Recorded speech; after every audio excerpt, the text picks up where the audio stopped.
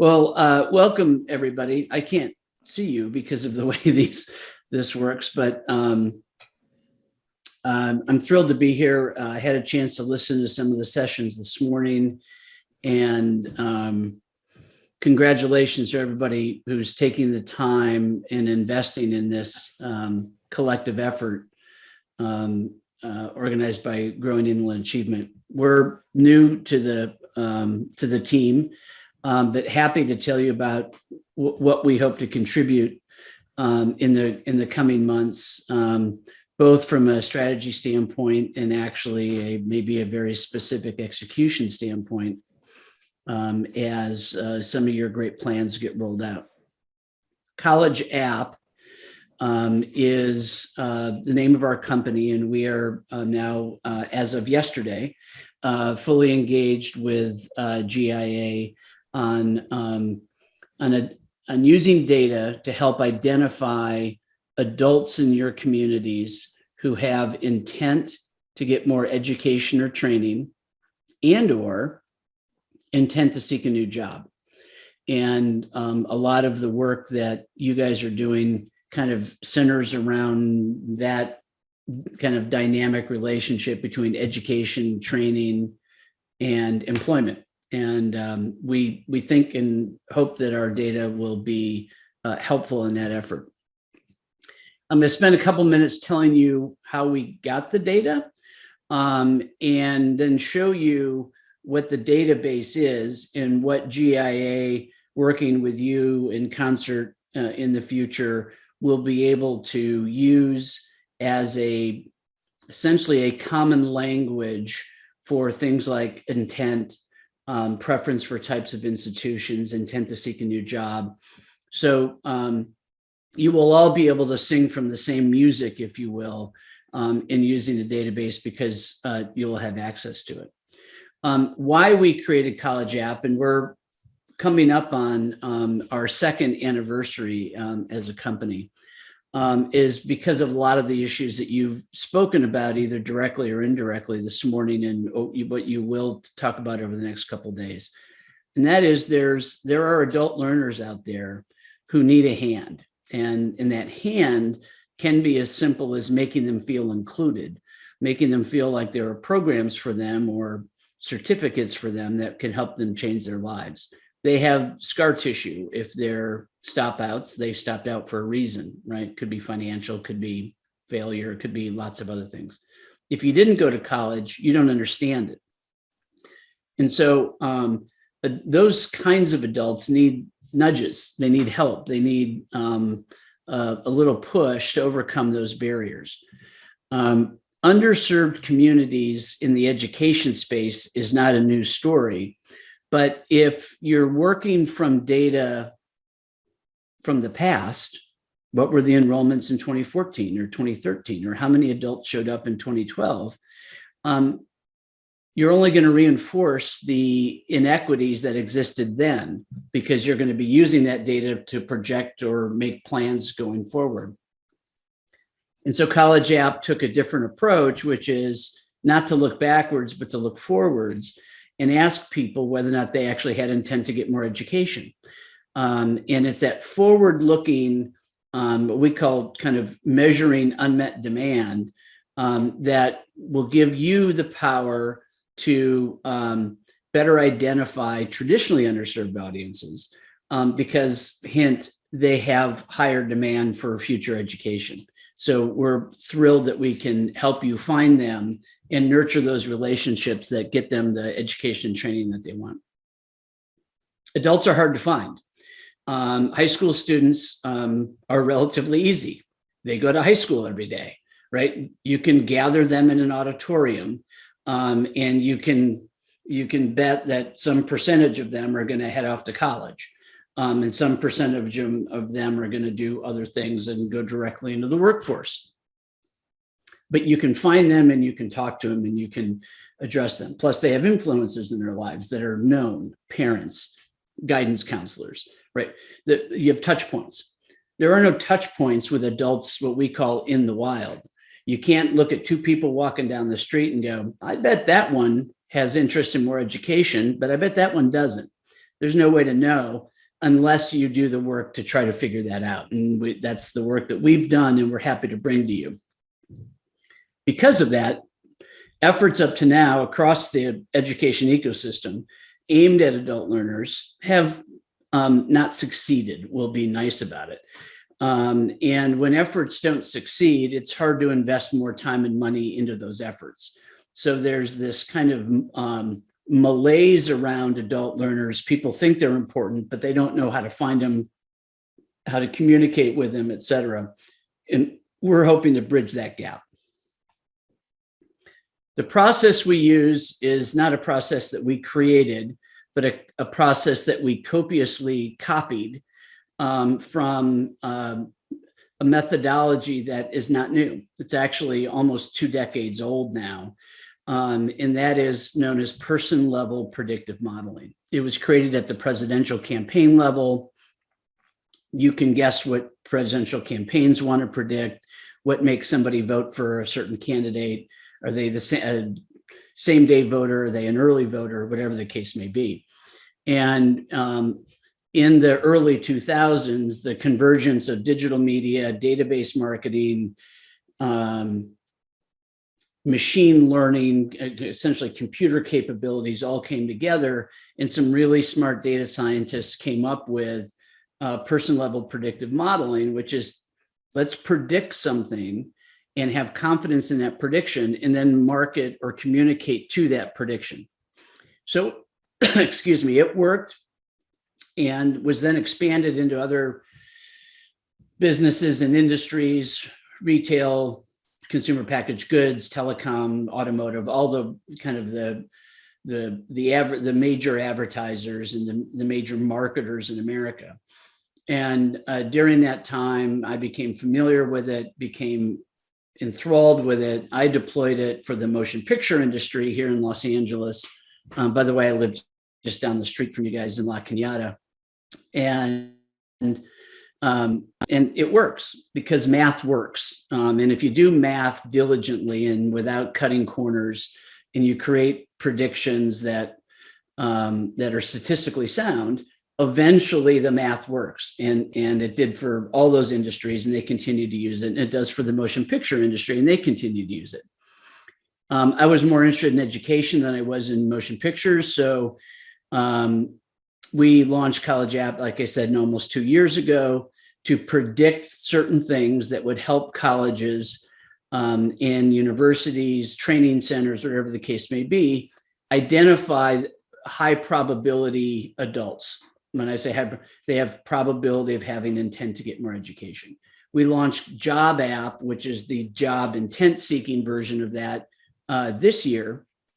And we've recently done fresh work in California. So those models are also available in California. To do predictive modeling, you have to have things to predict. The most important one we think is, does someone actually have intent to enroll in education or training in the next 2 years? And that's the number one model. What makes it interesting, and I guess not surprising, that previous efforts have struggled when it comes to adults, is that about 75% of adults do not have intent to get more education and training. They're fine, at least in the moment, they think they're fine. They either have their degree or they have a good job. More training isn't on their agenda. But there's 25% of the population that does. And what we try to do is cut through the noise and help you find the 25% of the people in the Inland Empire who have intent for more education and training, and allow then the person-level contact that brings them in. Intent is great. It's not specific enough to really create efficiency. So then we ask what type of institution someone would get that education: community college, vocational technical school, public or private four-year institution. We also ask whether or not they'd get that education all online, or whether or not they want that in person. Seemed like a brilliant question before the pandemic, was kind of not very important over the course of the last year. But now that we're back in person education, we think that once again, that'll be a meaningful way to continue to kind of hone in on populations that are appropriate for programs that are being offered. And then the job seeking intent which is in a little different scale. The education intent is in a 2-year window. Job seeking is in a 1-year window, just so we know going forward. The process is, like I said, did not make this up. This is exactly how it was created by the data scientists 2 decades ago, which is you do large sample surveys, and we talk about large samples. Like in California, over the course of the past year and a half, we've surveyed more than 25,000 people and asked them these questions. And you take the results of those surveys and plug them into a database, one of the requirements, that has millions and millions of people. And the machines get to work and look for the patterns, and they create predictive algorithms about how the people who we didn't survey, how they would have answered those questions. And those become scores.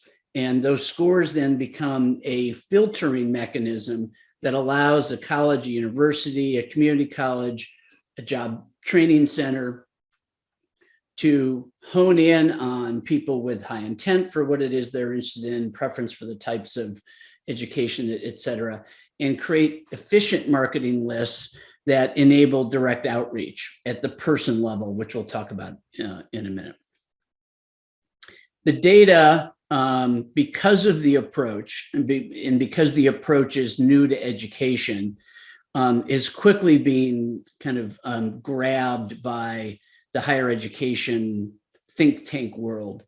The Strata network of companies and services has basically said, this is the data that we have needed all this time to show that there is a real opportunity, not just a challenge, but an opportunity to find and recruit adult students. Some of you probably are familiar with California Competes, a think tank in California. They were in the process of building their something to prosperity dashboard, and have built in the CollegeApp data on a county and regional basis to show that not only what the economic situation is, but that there are these adults out there who have an unmet demand for educational services. And we're really proud of that. We're actually lucky to be here with you because of, in some ways, at least a financial endorsement from the Lumina Foundation, national, helper of good ideas, if you will. And Lumina stepped up and said, we want to test this data across the country. So we're working in North Carolina, the CUNY system in New York City, and with GIA, working in the Inland Empire. We have clients, like I said, we've been at it for a couple of years. We have clients throughout California, and importantly, we have clients kind of throughout the country, which both gives us some insight into techniques that work, et cetera, but also proving that the math works. And we're thrilled that colleges and universities and organizations like GIA have stepped up and said, you know what, we're a data-driven organization. This is the newest, best data set available. Let's use it. And we're helping people find adult students all across the country.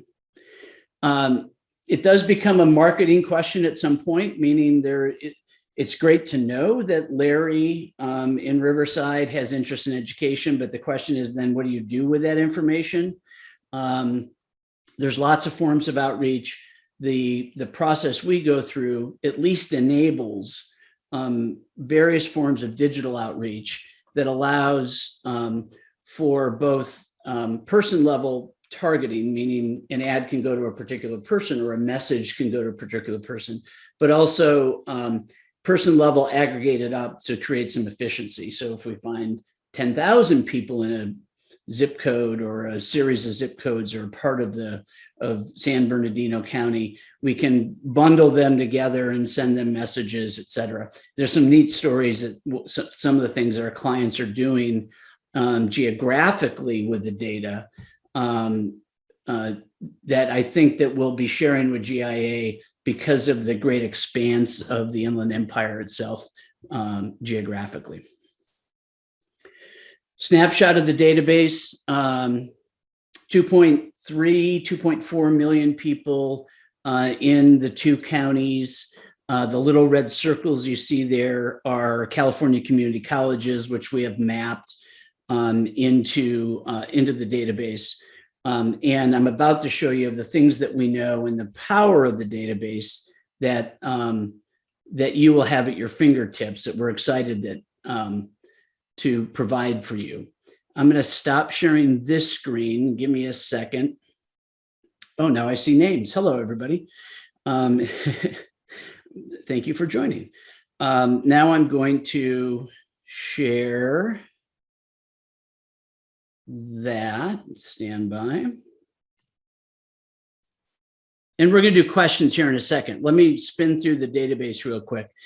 So now you're looking, you can see it's moving around. This is, we're on the internet, the database in its full functionality. We have pre-selected the Inland Empire, San Bernardino and Riverside. That's where you see the dots, but it's a national database, and we have these kind of dots for 240 million US adults around the country. In the IE, we have 2.26 million adults. These are the things, and especially in an organization like this, I've said this before, all of this data, which is publicly available, there's no internet scraping, we're not looking at people's Facebook pages or anything like that. It's hard data derived from hundreds of data sources like birth and death records, marriage records, home mortgage records, moving, when you do the change of address form, and other sources that all come together in one place. And all of this data probably exists somewhere in the Inland Empire, but some of it's over here and some of it's over there, and et cetera. This is probably the one place where you'll see it all in one, in addition to what we add to it, which were those models that were talked about. So these are the things that the database knows about the people who are in the database. And about 90% of the adults in the Inland Empire actually have a digital footprint or some sort of record of financial transactions or jobs or whatever that get them in the database. You would expect gender, age. When you click into these, you can see that there's a great deal of, we call it filtering, that allows for the creation of smaller groups of people within the larger population. So you can sort by people who are 25 to 54 and only look at those people if that's what you want. You can see this number down here went from 2.4 million to 785,000. The colors you see are household income.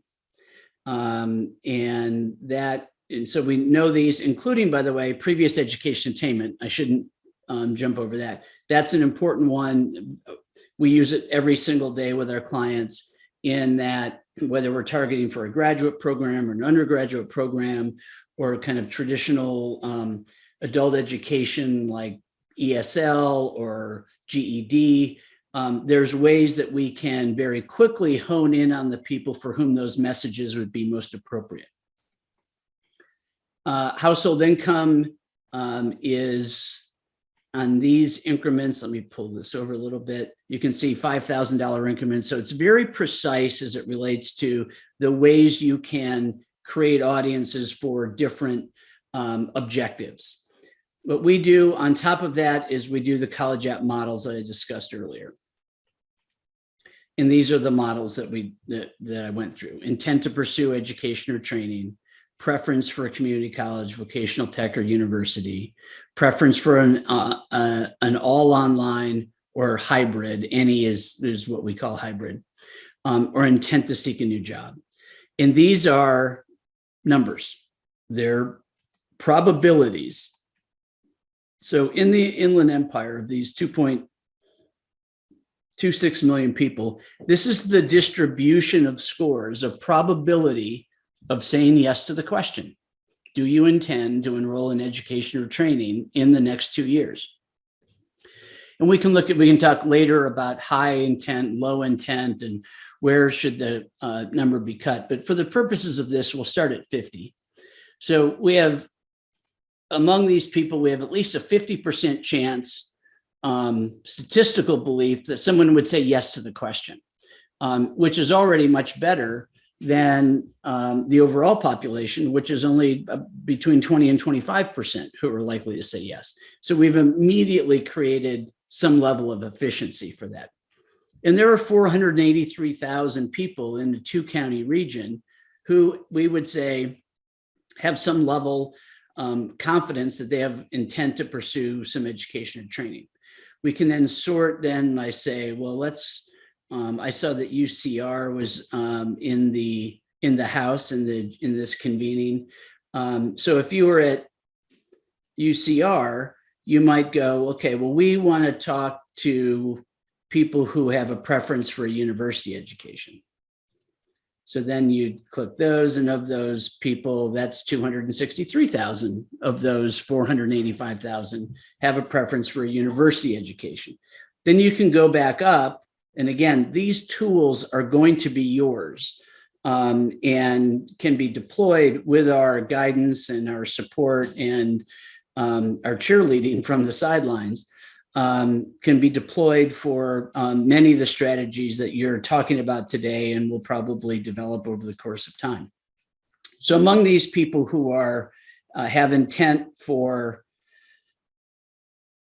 education and prefer a university, here's the age distribution of those. So we're looking at, interestingly, as adults, here's a group of 25 to 44-year-olds, that's 180,000 people. And notice we just keep getting a little smaller. Now we can look at their previous education attainment. So among these 180,000 people, 55,000 already have a college degree. So they might be candidates for a graduate program. Let's say we're not looking for candidates for a graduate program. We're looking at more traditional, maybe stop outs or first timers to college. There's 126,000. The geographic capabilities are pretty powerful. We can look at this at the zip code level, where it gets, where it shows how powerful it is when you look at it at the person level.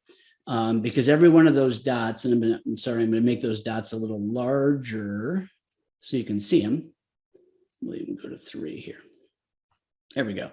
So each of those dots is a household, and in those households are people, and they're people who make up this 126,092 people who have intent for education and who prefer a university education. We can do the same thing for community colleges. We can cut it by a community college district through our geographic capabilities. But when they become push pins, they become actual people. And in this household is Edgar and Cynthia Cardenas, age 27, age 32, who live at 798 West 7th Street. Now, most of you won't need to go do that, but it does show that this data, which is numbers, is actually aggregated numbers of real people who live in the Inland Empire. And it's when you get to the real people, the individuals who meet these criteria, that's when you can create strategies to figure out, okay, how are we going to find Edgar? What's the right method? And then that's what we hope to help you with, whether, again, that's for education, whether or not it's for job training programs, whether or not it's for anything else that you guys are looking to make sure that people in your community know that you're doing.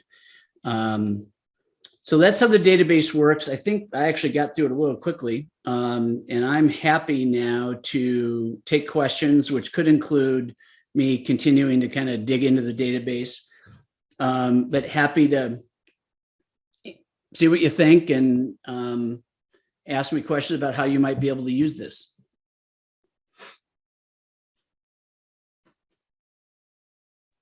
I have a quick question. I'm just wondering, how old is the data when it's presented there? It's a great question. It's something we're really proud of. Remember, I said that this process, this methodology was developed by presidential campaigns. they do not have a lot of patience. So the underlying database, which is built for, it's really built for elections, but we have now used it to deploy it for higher education, is updated quarterly. So right now, as we're talking, there are people buying records from each state, birth and death records, marriage records. They're updating the Experian file. They're getting all that data, and it gets updated quarterly. So it's as fresh as any data from a aggregated standpoint as you're going to find. We're also thrilled because the models, the California intent and preference models, were uploaded about 2 weeks ago. We did our survey in August. And our most recent survey, I told you we've interviewed 25,000 people. That's over 4 surveys.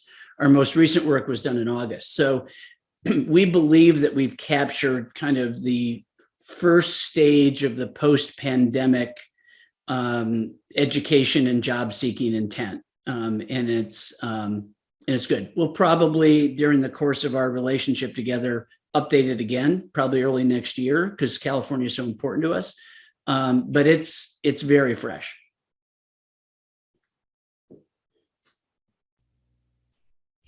Hey, Jack, I know you said in your presentation, these tools are going to be yours. Can you explain that?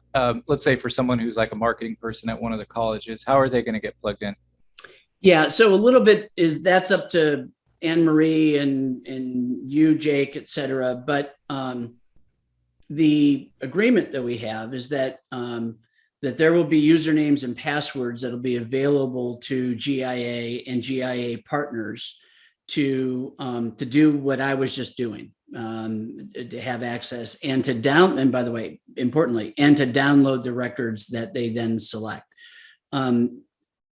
So I would talk to Anne Marie and the team and kind of raise your hand and go, yeah, we'd love to have a piece of that, because you can. There are, as you might imagine, a few data security steps that we'll have to go through for people who gain access to the database, because there is personally identifiable information in there. And so, we're very cautious about all that, but it is absolutely doable. And along with that, you get us. And when I say us right now, I want to introduce my colleague, Andy Carlson, who's joined. Andy, for those of you from the education space, Andy has a long history at SHIO and working with Lumina on some major projects regarding the Promise programs across the country. And Andy has come on board to help us with these, with the administration and the service of our Lumina contracts that includes GIA. And so as we go forward, you might have a call we're both on. It might be a call with Andy. There's more members of our team, depending on what you're doing with the database, who will join. But you get us along the way. It's not a, train you and wish you good luck. We very much want to partner with you to get the most out of it, and to create new ideas and how to use it.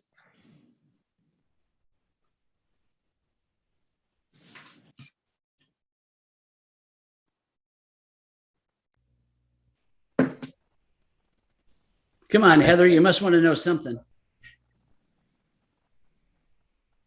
No, it's pretty straightforward. I appreciate you all. I'm a counselor, so this would be great for recruitment, especially for our first year program. So pretty straightforward. Thank you.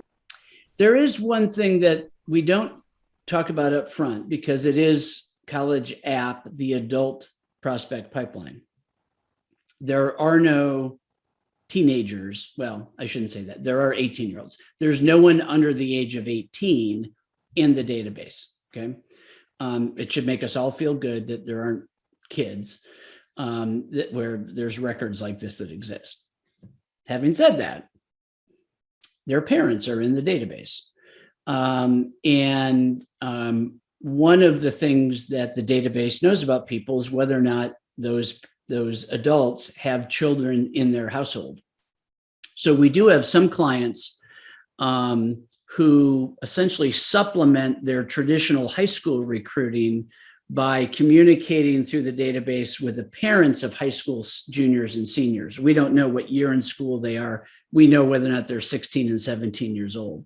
That we can find the parents of 16 and 17-year-olds and create a list of them that gives colleges and universities another path into the household that they may or may not have through the traditional means.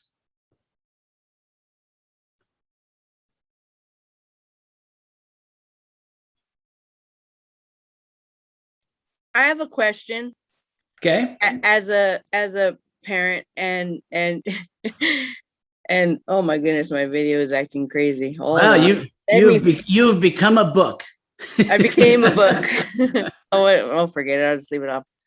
As a parent of a high school student, and that just brought, I'm assuming I'm in the database, right? Well, from what you're saying. There's a good chance you're in A there. good chance I'm in the database. So say for instance, I already kind of know about the systems or whatever, but my first question is the system already live for colleges and universities to already use? Oh yeah, we're working. That's my okay. Yeah, we're working with 80 colleges across the country right now. Well, okay, so that was my first question. And then Yeah. my second question is, say for instance that I noticed that some parents they don't know as much information as other parents do. So I'm wondering when in effect will this database pull the information in regards to pulling a list of the high school students and to get out that information to let them know about services like this so that they're even aware of things like that you're doing. Because this is the first time even hearing about it. Well, as a student of a high school student. Yeah, and students wouldn't necessarily know, like when our clients reach out to them, they don't go, hey, someone told us you have interest in education. It's usually a little bit more subtle than that. But I'll be honest with you, we could create a list of parents in the Inland Empire in about 5 minutes and download that list. And it's very scary, but very you could have at it. Okay. I was just curious as a parent of a high school student too, on how fast the list would be generated. Because I feel like sometimes the parents may or may not know of what services or may not be very active in their child's life to understand what's going on and how far in advance they have to be to put them in college, if that's what they're assuming they're going to do with their children. So I just thought I'd throw that out there. Yeah, the other thing, and I think you said something really interesting there subtly, which is it's a pipeline, right? It's like at some point there's awareness building, and then there's kind of like nurturing, and by the way, that's a more complicated pipeline for adults. It certainly is complicated for high school kids, but it's more complicated for adults because of all the other issues that they have to grapple with that you guys know so well, and many of you are trying to address, which is previous debt, childcare, I have a job, when do I go to school, like all those other things. So I do want to say, when in our limited time here, that not everybody in those 262,000 people that we identified are going to sign up for college just because you send them an ad. We're not selling shoes here. We are making information available to them about the services that we have reason to believe that they would be interested in getting. So it's a process. And it's definitely a process. And that's one of the reasons we asked about whether or not someone had intent to get education in 2 years. We think it's probably close to a 2-year process for an adult to, like, from scratch to go, okay, yeah, I should think about it. I should figure out how much it costs. I should figure out whether or not I have the time. Life's going to get in the way. 3 months goes by. I still kind of want to do it. But the more you reach out to them and make them feel like it's okay and make them feel like they're welcome, that it will work. It's math. Eventually it works. Yeah. Then I had one more question. I'm sorry, Mr. Jake. Oh, go ahead. There's so many services out there that's regarding school and education. How, as a parent and a person that goes to school for myself, how do we know what what links that come in our email, like say for instance, you send me the email saying, oh, well, I know that you're interested in school. How am I supposed to know it's a reliable source if I'm getting your email plus 50 emails from all these other services? Is there a way to track that kind of stuff? And where would I go to track that kind of stuff? I seem very savvy in this group, so I figured I'd just ask in here. That's a great question. I'm not sure I have the answer for that, but I will tell you what our strategy is, which is not to send an email first, right? Show up in their digital feed, show up in their Facebook page or their Instagram or whatever in their Google ads, and get them to understand that you're out there. And then ask them to do something. Sign up for more information, come to an information session, have one-on-one counseling or coaching from someone because I know that's a big part of what you guys do, and begin pulling them in. Once you establish a relationship at some level, then you can transition and that email becomes trusted automatically. But you're right. People open their email things and like, there's this and there's, Walmart sent me a note and they sent me a note and there's a coupon. Oh, there's a message from UC Santa Barbara or San Bernardino. What like, why did they send me it? Right. So we think it's smarter to do what we call kind of softening them up first, and then get them into the pipeline, into your nurturing, so that you can then use all your great services to convert them and build trust with them. Yeah. Thank you so much for answering my questions. Sure. You mentioned strategy, and I think I just had to add a comment because I think that's critically important. The value that comes with this partnership with CollegeApp isn't just the data, it is that strategy. And obviously throughout this conference this morning and the rest of the time, we're talking about collaboration and connectivity and working together. And I think that's an important reason that GIA wanted to invest into this platform, is so that we could be strategic together about how to lift the educational attainment of adults in the region. Because, if we all have access to this data and we're all sending disjointed, disconnected sort of marketing and recruitment messages, how effective will that be? Those are the type of questions we need to ask and grapple with and come together and figure out what perhaps some of the best solutions are to collaborate and move the needle on this. And I know that CollegeApp's a partner in that work in terms of developing strategy, as Jack just mentioned, and how you roll out the communication. So this is an exciting time for all of us. Let me finish to endorse what Jake just said with an example. Andy knows this. We're talking to a series of colleges in Colorado, and one of them doesn't want the other colleges to have access to some of the data. And we're like, why would you do that? Like, they want to like hold off a part of the state and not make it available to them. So to hear as many people and as many organizations as you represent to say that we're about data sharing, then that warms my heart. That's a good thing. And congratulations that's the vision. You will see us again, depending on, what organization you're with and what you do. And we look forward to it. This is kind of in some ways our kickoff with GIA, but know that we look forward to working with you and helping you achieve your goals.